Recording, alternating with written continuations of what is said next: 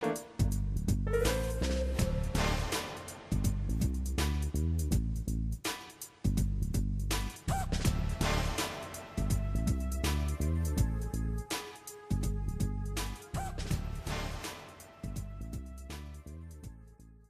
evening. Welcome to Independent Nation. Tonight is July 30th, 2014. My name is John Richardson, and I'm here tonight with my co-host, Bahman Yazdanfar. And this is a community show that we do on various elections. Of course, we have the Toronto elections coming up, and this is going to become more and more interesting and important. And on that note, we have two incredibly interesting guests here tonight from Ward 32 and from 120 and from Ward 29. From Ward 29, we have a candidate, and Ward 32, we have somebody who is always influential in the results of the election. Introducing LeRoy St. Germaine, who is the publisher of Ward 32 News and also a number of other community newspapers. And seated beside him is John Papadakis, who is running for City Council in Ward 29, which is a riding that I know very, very well. So we're, I think, going to have a very, very interesting show tonight. So, John, you are not exactly a newbie when it comes to politics. No, not. Tell us a bit about your history as a politician. Well, thank you for having me, first of all, gentlemen, on your show. I appreciate it. The pleasure is ours. Distinguished friend over here. No, I'm not, actually. I was an East York councillor back in the 90s before the horror of amalgamation. I was a councillor in Ward 3, and I served as deputy mayor and for a brief moment as acting mayor between Dave Johnson and Michael Prue. So, no, this is not, I'm not a newbie. My degree's in political sciences, and I specialized in municipal government, so I have some academic experience, and I also have some practical experience. And I got to tell you, I believe I'm doing the very right thing of coming back to run for office, because things are not good. Nice to have you. You're definitely doing the right thing. I mean, actually, it'd be great if more people did the right thing and ran at all. Incredibly, I was looking today, Wards 20 and 21, still only one candidate, and that is the incumbent. Thoughts on that, LeRoy? What's the current debit today? Sorry? What's the current debit for the city of Toronto right now? The debt? Yeah, the debt. Well, I don't believe cities are allowed to have debts anymore, or deficits. They're not? They just don't bring in enough money to pay their bills. Well, you see, well, here's the thing again. Here we get to this weird situation. We're not allowed to have deficits and debts. So once again, and this gets back into my whole, I guess, thesis and paradigm about what's going on. And one of the issues I want to bring to the campaign and afterwards to City Hall is we need to stop addressing the symptoms and start addressing the causes of our problems. So give me an example of a symptom, give me an example of a cause. All right, I'll give you one. Housing and transit. The symptoms are congestion and some serious dilapidation and overpopulation of housing. What's the cause? The cause of housing, the way it is because the provincial government downloaded it to the cities, and just last budget, Kathleen Wynne and the Liberals, after spending billions of dollars in what I believe to be corruption, incompetence, and mismanagement of our monies. Would you call that spending or wasting? I would call that theft of taxpayers' dollars. Theft of taxpayers. And let's call it what it is, okay? Anyone else would have done that, they would have been doing 5 to 10 in the salt mines of Sudbury. Here, these guys get a second term and a pension. With majority. Ridiculous. Either, the laws apply equally to everybody, or they don't apply as valid laws.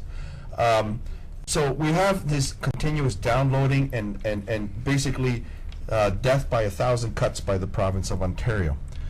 With transit, 20 years, no transit funding. Now everybody's seeing the light all of a sudden. Well, where have they been the last 20 years? Where were the last 30 years? I remember when I was on council in the early 90s, and I, as chairman of transportation, I said, yes, we need that relief line. We need to be building 2 subway stations a year. And you look around the world, some of the amazing achievements of cities like Athens and Madrid and other cities, London, Paris, they've got this elaborate transit system. Some of them are on mountains, earthquake zones, archaeological sites, and they managed to do it. We're in a mud pit and we can't build 2 subways in 20 years? And who's to blame? You know, you get these self-righteous counselors that have been there, some of them since amalgamation, some of them since Confederation, and what have they done? Some of them before. Some of them before, dawn of time kind of thing. And the thing is, look, you want to serve a long term, fine, but do something.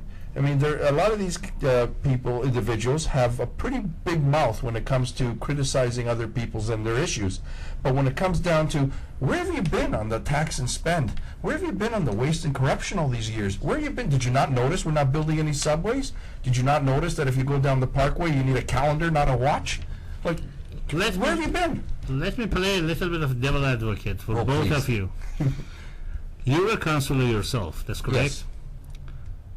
I mentioned in my previous program that when I came to Canada 30 years ago, they were talking about subways, and it's 30 years past. The only difference that I saw was that few stops on the Shepherd line, nothing else. Right. And I asked from previous guests as well that all of this talk, no action. If you say what you say that is noble, let's say it's November to the 2014, you are in City Hall. How do you want to deal with others to bring this to the practical matter? Good question. Let's say from the perspective of the journalist. We have to scrutinize the people in the city. You know, I'll tell you what I think. What they need is a ward news issue in every single ward in the city, because the only way to keep councillors in line is to continually expose their faux pas to the general public. Keep them embarrassed, keep them on their toes, and keep their eye on the reward. And the reward is running this city with fiscal responsibility. Cutting out the stupidity. I know that's going to be really hard to do. It seems as though our cities run on two things: thievery and stupidity. So a human element. Of course it's a human element. It's not. So it has nothing to do with the money, Yeah, it has yeah, nothing to do with the yeah, technology, it yeah, has to do with... Perhaps thievery and stupidity, but clearly non-accountability. Clearly Well, non-accountability. you know, I shot you, okay? So now that I've admitted I shot you, have we established accountability? No. So what we need to do is cut it out, and then we won't have to worry about accountability if we get the job done and there are no questions to be asked. Oh, you're I mean, talking- I look at it from a perspective of, what are these idiots gonna do today? And by idiot you mean? Counselors at City Hall. No, I want to Actually, that reminds me of that great Nothing Mark. personal, That John. reminds me of that great Mark Twain line where he says, "Well, if I were a counselor, or if I were a congressman, or if I were an idiot, but I repeat myself." I know that one. Well, the question, let's back to John for a second, because you have, first of all, you mentioned that you have the academic background, as well as the practical experience in the city of Toronto, not any other city. You were not parachuted in from somewhere else. You're local. Well, we have in the provincial, we have Glen Murray that parachuted in from everywhere, from the city of Winnipeg. Yeah, it's and amazing, eh? So the question is, why voters still vote for the incumbent rather than evaluating or considering people who are new to them? Well, okay, because there's a few questions. You also wanted me to answer the transit issue and that. No, but no, let's we go to get this one. Let's go to this one. Okay. We know the transit is human element. Now we have to remove them surgically. So I understand that. That's right. Unfortunately, it's part of a human condition. And that human condition is better the devil you know than the devil you don't. And unfortunately, it does apply. It's a comfort factor, a very dangerous one. Because, and I think that we live in a society now where there's constant distraction everywhere. A lot of it deliberate, some of it of our own making. Back in the days, I mean, you got to wonder, why is a municipal election 10 months and the federal and provincial 30 days? On the good side of it, we've got some time to get our message out. On the bad side of it, people don't care right now. They're not interested. I think that's going to start changing, because now the consequences of the mismanagement, incompetence, corruption, lack of accountability, lack of respect for the office, lack of consequences for those who have done damage and harm to the city, because now it's going to affect people. Unfortunately, the only place that they get up their seats, shall we say, Yes. and do something, and that's in the pocketbook. Dark storms are coming to Toronto, all right? But at the same time, never have we had an opportunity to make changes to our city for the better. It is a tremendous opportunity to change the way things are done. One of the things that I bring to the table is experience, knowledge, and through the challenges of life, some wisdom that I've had to learn through blood, sweat, and tears. I share the concerns of people. I'm just like the rest. I'm not the elite or the champagne socialist. I work hard. I've lost a lot of money. I've spent times wondering when I'm going to pay my bills and how. Do I pay hydro over my water? Do I pay this? Do I that? I wonder how I'm going to pay. I'm a self-employed business person. I practice law. And I resent the laissez-faire attitude of what's going on. Plus, the reality is we're running out of resources. We're running out of space. The consequences of the actions and inactions are now here to roost. Our city is a very different place than it was 20 years ago. And if we don't start dealing with it, we're going to start having shades of Detroit. Things can change. Things can change for the better. I'm tired of people saying this can't be done and that can't be done. Let me tell you something. With a pen and a vote, anything can happen. You just have to have the will, the desire, the knowledge, and the fire to do something. I care about my city. I will not tolerate incompetence. I will not tolerate corruption. I will seek justice for those who have done harm for our city. And I will utilize the potential we have through our people, through our resources, through our community, and make some changes. The old rules don't work anymore.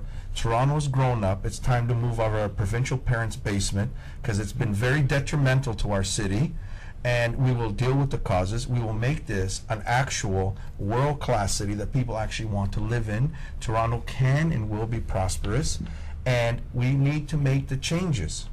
And we need to have people at council and a mayor with enough courage, stamina, and the ability to not tolerate the self-interest at the trough. And we have a big problem there. And it's not just from the left. It's also businesses. For example, Union Station. Dear God, if you private business people, or even in your home, you're renovating, you're hiring a surface, and somebody comes along and says, well, you know what, that original agreement we had, we're going to have to increase it by, 8,000%. I think most people would say, oh, I don't think so. I'll see you in court. Where is all the oversight? Where's all the management? That's why I said, where are all these councillors? They talk the talk. Where have they been? Or is it okay for this kind of corruption to go on and blame someone else? Because I see the blame game. I don't see no change or innovation. We need long-term vision. We need to treat our city like it's an entity that needs to be cultivated, that needs to be nurtured, and it needs to be tended to. And it will blossom and it will prosper. The quality of life is there. I can't tolerate when people say we can't do anything. Why can't we get a control over our hydro system? Why must we pay 24 cents a kilowatt when I can get it from Quebec at 4 cents?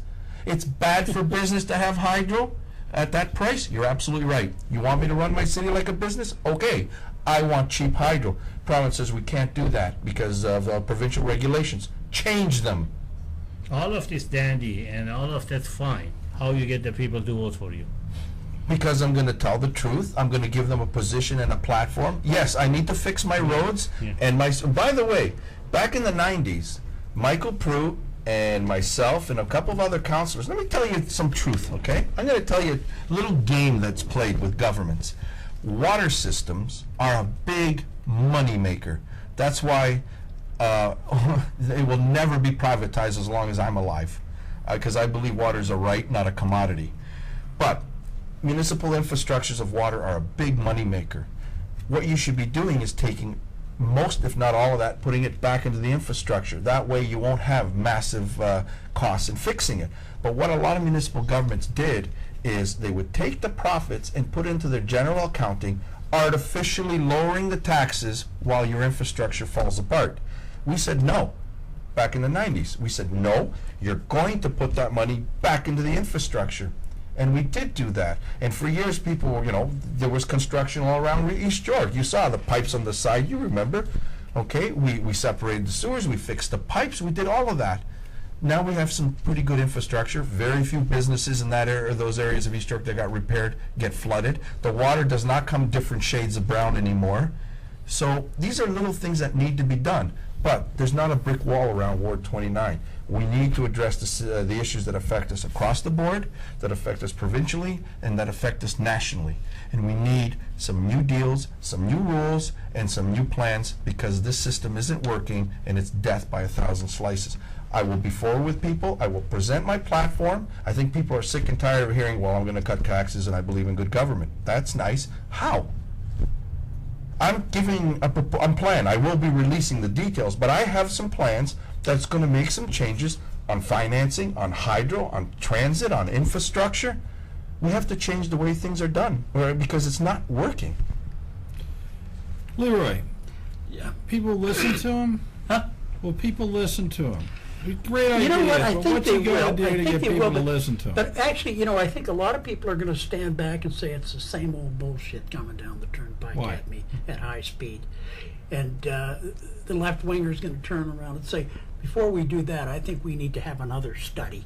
We need to put a few more billion into the study to make sure that this guy's on the level. I guess, to make people listen to you, they're listening to the media right now, okay? Which media? The entire Main the or entire media like yours? mainstream media. Yeah, okay. They're not enough people are getting what I've got to give them. If they were getting what I've got to give them, then guys like him would have a better shot at getting elected. Because we're pointing out, saying, hey, this is the way it really is, stupid. She's not on your side, or he's not on your side. He says he is, but if he is, why do we have this problem, and that problem in front of us? Where do you get your news about Canada? I take a read of what's been said by the mainstream media, Yeah. and then I read between the lines, and I go, this is horseshit.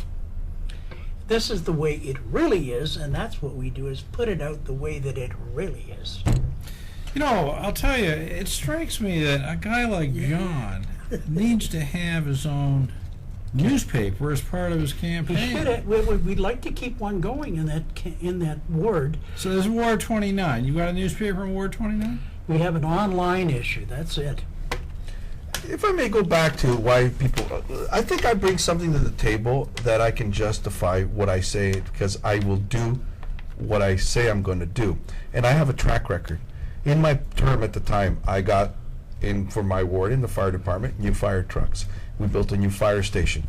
I got millions of dollars to expand the East York Community Center. I obtained funding for road, infrastructure, parks, the child care center from Centennial College. I had a big part in that. I helped stop the idiotic idea of putting condos down at the brickwork sites, and now we have the brickworks. That's because of us, that council.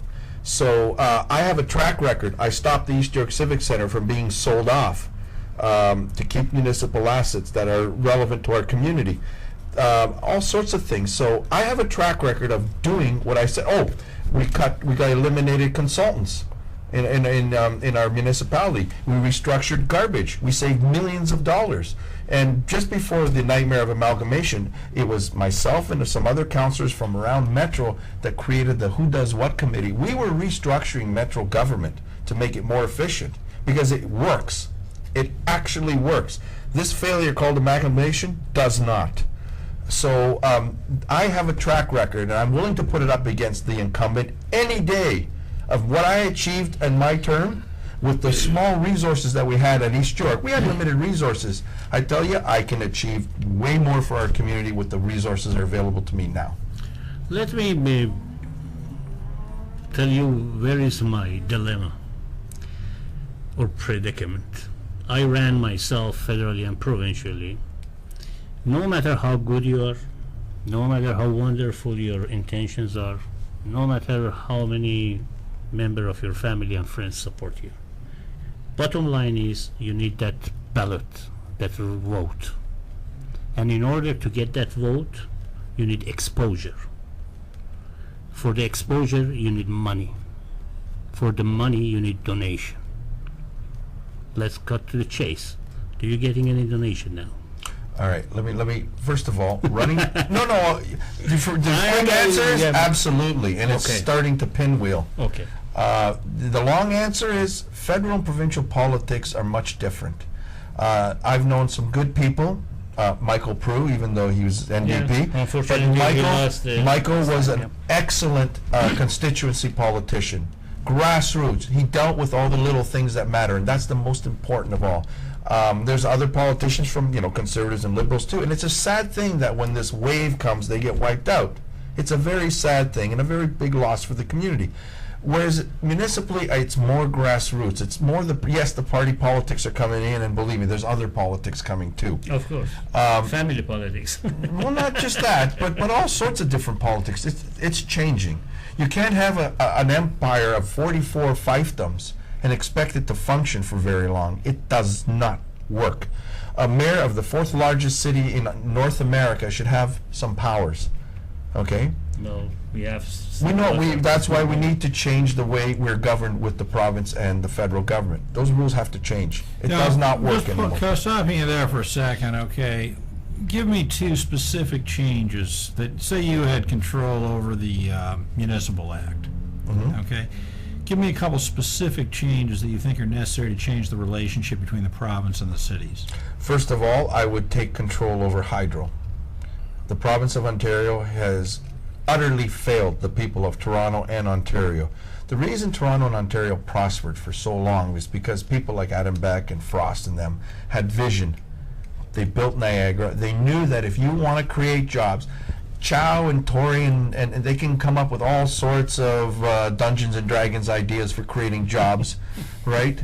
But the reality of it is the fundamental principles of creating jobs in a municipality, even though it's not the city's job, but once again, this is why I'm saying we need to change the way things they're done because we can do it better than the federal and provincial government, is you need efficient, cost-effective, affordable transit, and you need a cheap power source. Okay? You get those two going, and the rest will indeed follow.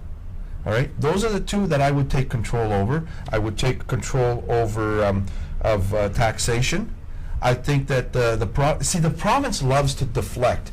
It creates, the mouse in the cage thing. Remember they used to have that? They had more population of mice, but the resources stayed the same and became worse and worse.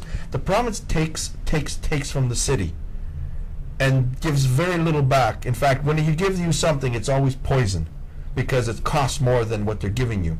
So land transfer tax has to be eliminated, the second one. That's just an abomination of taxation.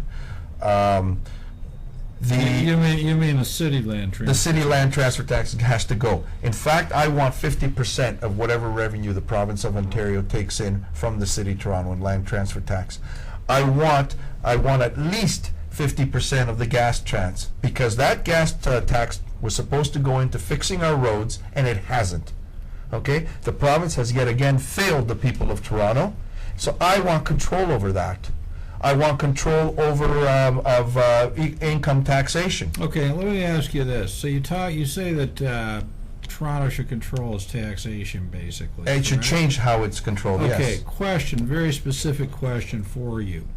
Many large North American cities have a city income tax. Mhm. What would your position be on Toronto having a city income tax? Okay, my position on that would be is this.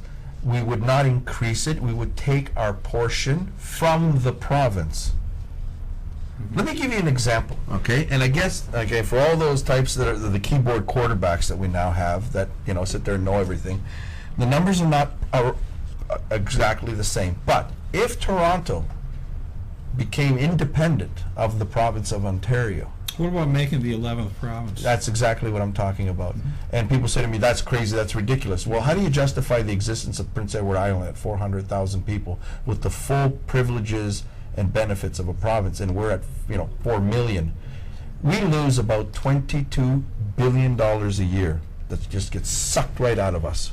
The province By the way, highway traffic violations, they make $2 billion. Let's not forget the, what's it called, the Clean Air The scam. May 2-4 fundraiser. That's right. The Clean Air scam, okay? Remember the tire tax? And the list goes on and on and on and on, okay?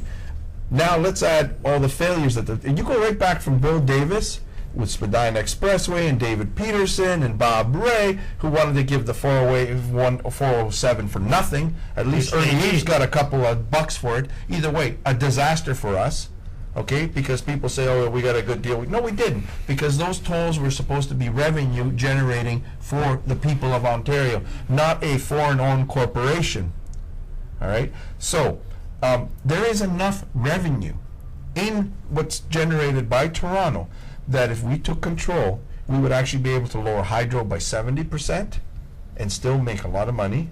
We would be lowering your property taxes by about 40% and your income taxes by about 50%. And we would still have more than enough money to do what needs to be done. Well, I think that clearly could be done with Toronto just because of the economies of scale. Absolutely. So many people living there. So, I mean, your basic point is that Torontonians are subsidizing large parts of the country. Large parts, and now we're the have-nots. And it's not just that, it's multifaceted. Let me give you an example. Housing. Besides the destruction that the province has caused us, the federal government, highest levels of immigration in Canadian history, averaging 100,000 people coming to Toronto, a lot of them with nothing. Okay, I understand that. And a lot of them with something, and I understand that too. But the federal government cannot, and the provincial government, just keep coming up with policies and saying, you people at the municipal level pay for it. You want to bring people to Canada? Great. You want housing for these people? Stop hitting the taxpayers. If you can afford to spend billions of dollars giving away subsidies to China so they can bring in mining companies and hire Chinese and fire Canadians, you can afford to subsidize the cities for your policies that are costing the Toronto taxpayer that money. LeRoy, what's your position on that? Toronto, the 11th province. I think that's dynamite. I think that's the route to take immediately. I can see where people would eat that up in depth. In fact, you get me a press item on that, buddy. It's coming. But you see, in housing. No, that is a slant that I haven't heard before. Well, you got to be responsible for what happens. But in housing, again, you ever heard of the Utah plan? Never. What is It's it? amazing. In Utah, they took a look at housing and they said, dear God, we got like 6 counselors for each individual. And when they crunched the numbers, they said, if we just got rid of all the bureaucracy, had one counselor, one program, and housed these people, it would be 2/3 less. And they did it. It works. The problem we have, and the left is totally responsible for this, Totally. is that we created the misery industry. Absolutely. And when it comes to housing, absolutely. They created the misery industry. These people are entrapped in a system that has failed, that is falling apart. It is riddled with corruption, mismanagement, incompetence. And that's a good way to hire their buddies for all these consulting jobs and counselor jobs. Well, why don't we just clean it up, fix it, put people in housing, empower them to get out of it, which means we now have to change the welfare system, because it's designed not to empower people, it's designed to entrap It's people. designed to enslave. But let me ask you a specific question on housing, and this is something that has been a personal issue with me. I mean, it just really irritated me for a long time. Is the bump up in taxes once you get these units that are, over 7 units, all of a sudden the individual units are taxed, at a punitive rate, basically the equivalent of a single-family house. How would you approach that? We need to redefine how taxation is done in the city of Toronto, because I'll tell you something. Right now, we have a disaster heading our way. Okay, just on that point, so redefine taxation. So at the moment, it's basically financed on the backs of property owners. Specific question. Basically, yes. Would either or both of you or neither of you support a poll tax? In other words, everybody who lives in the city, uses services. Should taxation be based purely on residency in the city? No. Okay, why not? Absolutely not. Because there's tens of thousands of the working poor out there that can't even afford to pay their rent the way things are going right now. Community housing is a disaster. Community housing is nothing more than a cesspool to breed crime and further corruption. That's all it amounts to. Should the city be out of providing community housing totally? No, No. no. What do it what I better. believe is that every Canadian family deserves a home to live in. And the amount of money they're spending to maintain this. They call this idea Pardon me? they call this idea socialism. Socialist. It's not socialism at all. Call No, no, I am not equal. You know what? I don't care what they call it. I call it good business. It's investing in our resources, and those resources are the people of Toronto. Happier The people, brains, better the businesses, society. the community. The 97% of jobs being created in Toronto are by small businesses. Yet we got these. Oh God! Yeah. Fill in the blanks. At Queens Park, that are yet again going to spend hundreds of millions of dollars in corporate grants, so that the corporations say thank you, goodbye. After, where's the jobs? All right, pausing on that for a minute, okay? No discussion of politics is ever complete without some discussion of corporate taxation. Okay, So we've got, extremes. The United States, we've got 35% corporate tax rates. Ontario, we're down to what, 14? I know, one of the lowest. Yes. One of the lowest. But, one of the criticisms, and I don't know whether this is true or not, but one of the criticisms is that really all lower tax rates do is just provide the opportunity for the balance sheets of corporations to literally just hoard money without recirculating it, sort of thing. So, your thoughts on that? Oh, absolutely. Corporate My thoughts- tax rates, is it corporate tax up, rates, down? I think they ought to up them. Up 'em. Tremendously up them. Okay, tremendously. Filter that, tremendously up them. Get their attention tremendously. Uh-huh. And create, that would create a better environment for the small business guy too. Well, why do you think it would create a better environment? Well, because if you up the rates for them guys, okay, it's going to create more competition on the entire business spectrum. Okay, so in other words, what you're saying is that higher corporate tax rates would... It's going to make a lot of them say, screw this, I'm out of here. Okay, interesting. All right, your thoughts on that? I would leave them alone, but there's be caveats. Some catches. There's some catches.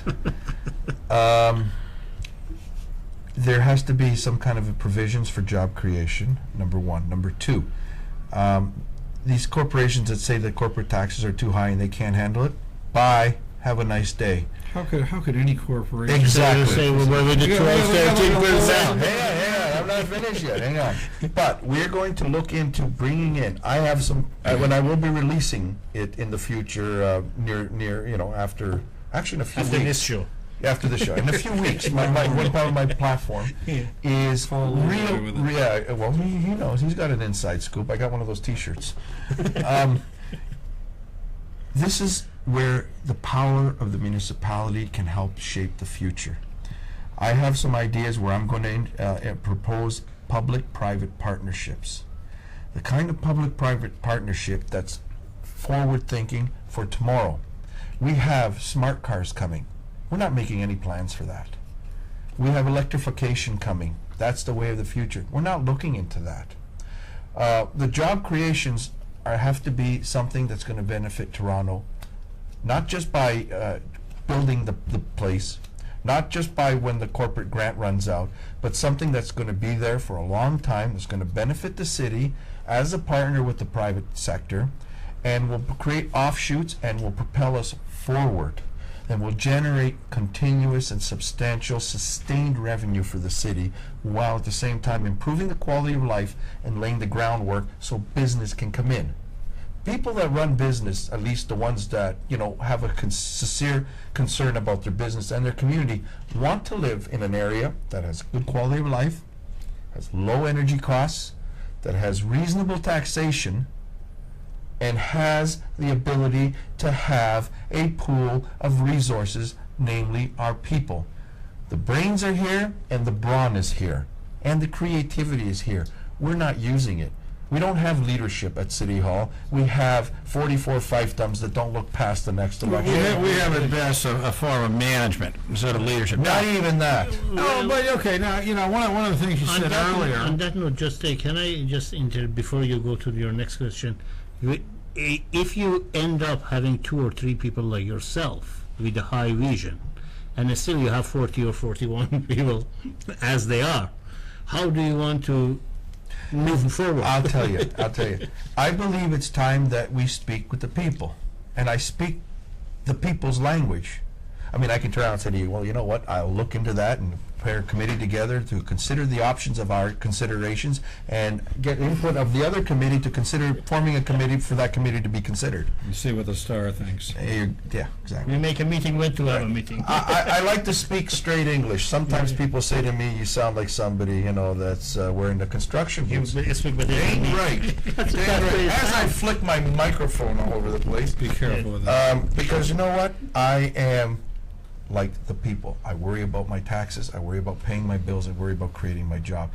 And being, well, an Aquarian, I like being out in the media. I like talking with people. I like bringing that, because sure, you have your detractors, and I have to admit, the media things will never be the same with the media. You know, they're going to get off their high hypocritical horse, but I like community interaction. I believe we have a tremendous resource of people out there that want to do good for their cities. I think we got an amazing amount of employees that really want to do something good for their city. They're just not given the opportunity because the supervisor's scared for his job. That's got to end.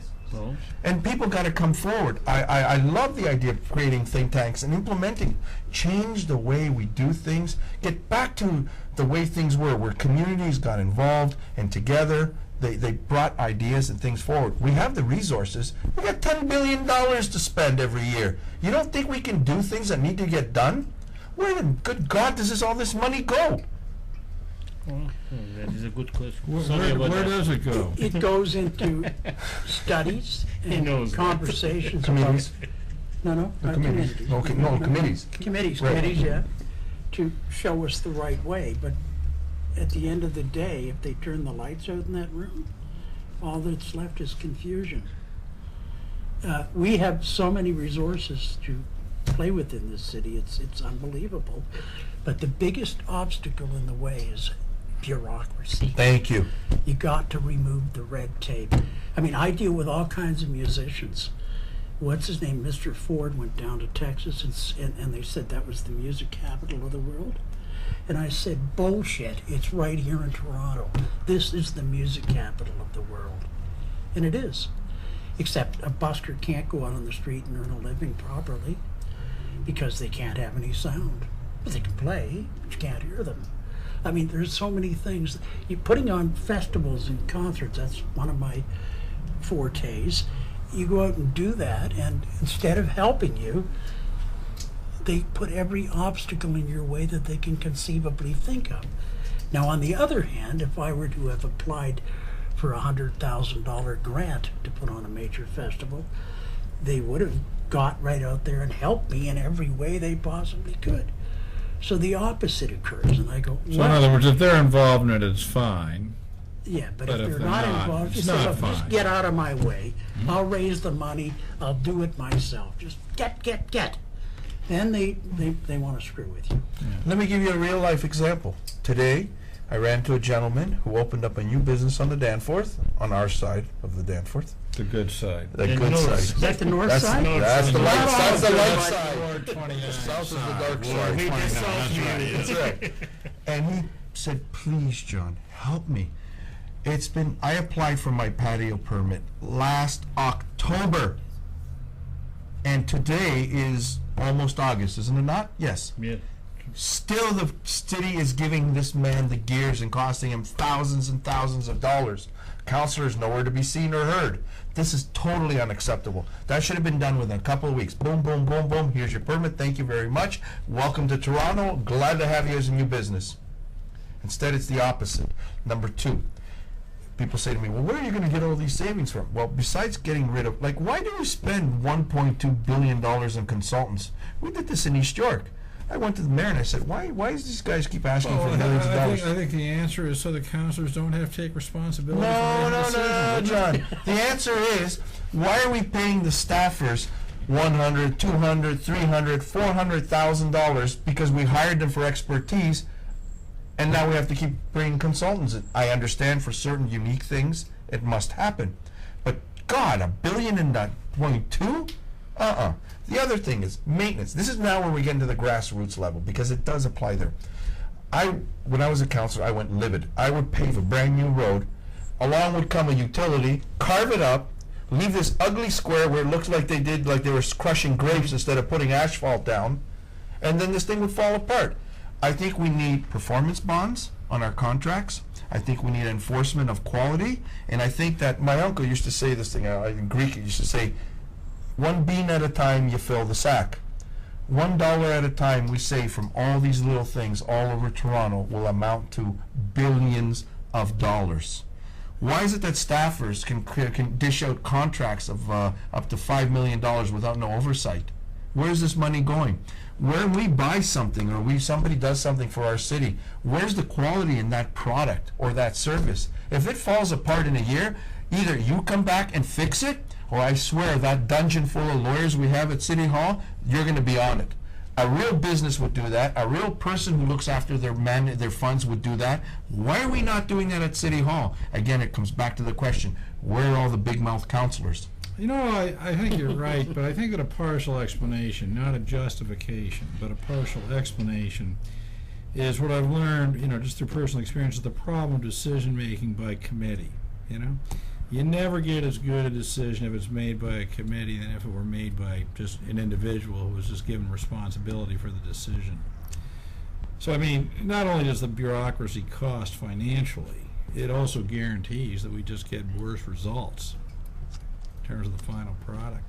But just one sec. You were asking something. Yeah, no, what I wanted to come back to is this. You were talking about the difference between, I think, management and leadership, right? Exactly. You also earlier, pointed out that in Toronto, the mayor, has no really special powers, right? Just Can appoint committees. yeah, that's right. That's a value, but it's nothing really special. Now, sort of moving into some thoughts on reforming how municipal politics in Toronto works, period, okay?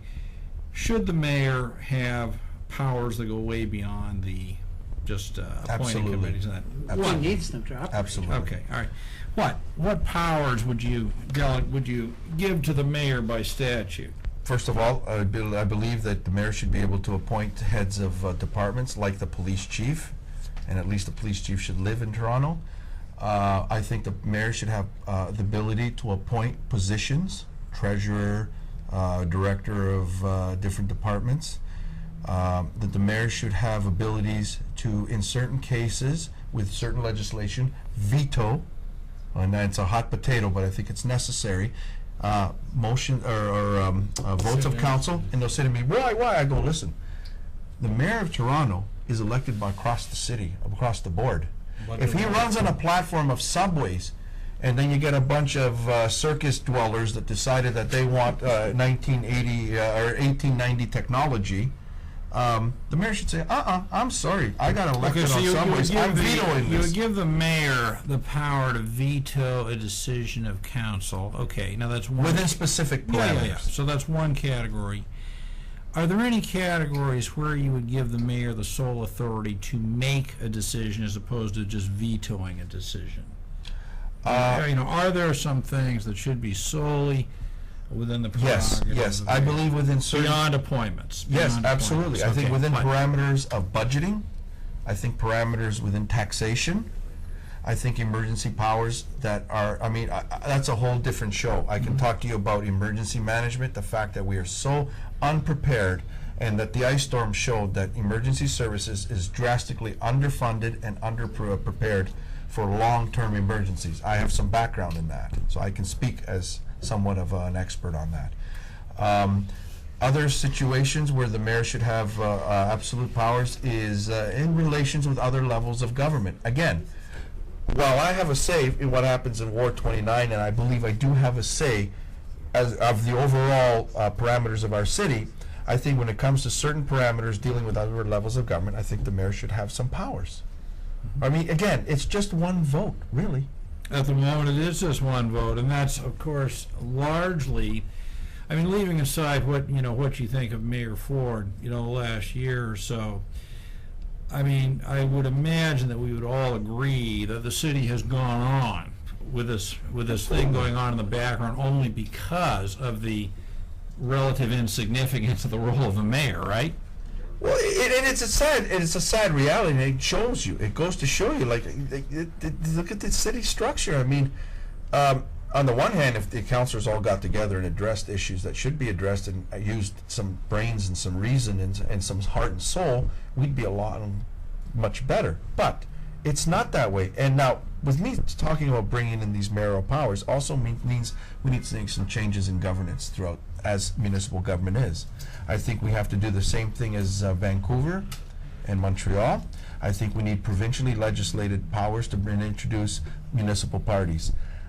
I kind of, but I now see that as a necessary evil if we do not go back to a municipal borough system. Okay, so pause. So to be clear, you think that there ought to be party politics in Toronto elections? If we do not go back to a borough system like Chicago and New York and Baltimore and London, England have done after amalgamation was an utter disaster, if this is the road we're going to take, then I think we have no choice. Because I, as a party, and believe me, let's just say that certain things have been sitting there for a while, ready to go at a moment's notice. If I, as a party leader, said I have a slate of 44 candidates, we believe in subways, we believe in cutting hydro, we believe in cutting taxes, we believe in implementing new programs in transits, this, and this. Why don't you do that Let's just say that's not an if, it's a when. now, this election? Not the time for it. Everything has its time. This isn't it. Why is that? Because, first of all, because of the ridiculous distraction of what happened out there. And second, because I believe that I need to be inside as a councillor to implement my legal background and my municipal background to help draw up the legalities, the legislation, the parameters, that sort of thing, to implement it. I'll admit it's about 70-80% there. We even got a name. The John Papadakis party? You like that one, you know? Can I get a shirt like that? No, actually, in all seriousness, the reason I It's said inevitable. that- It's okay. coming. No, the reason I said that was, we talk about political parties, and I was wondering if by that you necessarily meant the Liberal- ones that mirror the... No, Okay. absolutely not. So we could have the Bauman party, the LeRoy party, You can have the Toronto something John something King party. the John R. party. Right, because my party represents the interests of the people in the city of Toronto. I don't care about the other party politics. If you're good for my city, then we're going to talk. If you're bad for my city, I'm going to be a real headache for you. See, what we need, and the youngins can Google this, in our day we'd actually have to go to a library. God, you're kidding. We have card catalogs. They still have those? Some places they do, actually. No. Yeah. What Nobody we know how to use them, though? Well, it's on the Big Bang. I think they saw it one time. Oh, really? In fact, the city still has them in certain archives, and so do banks. Yes, they do. We need candidates and politicians to become Churchills and not Chamberlains. I'm sorry, that's why I have a problem with John Tory. No, we're not going to play nicey nice with a province that has been nothing but a detriment, has been destructive, has been oppressive, and has repressed the people of Toronto. So then if you're elected, your victory speech will say, this is the end of the beginning. It's the dawn of a new age. Yes, it is. And yes, I know that line too. Yeah. And people have spoken. But let me put you in a little bit of the hot seat because of the party. There's a little.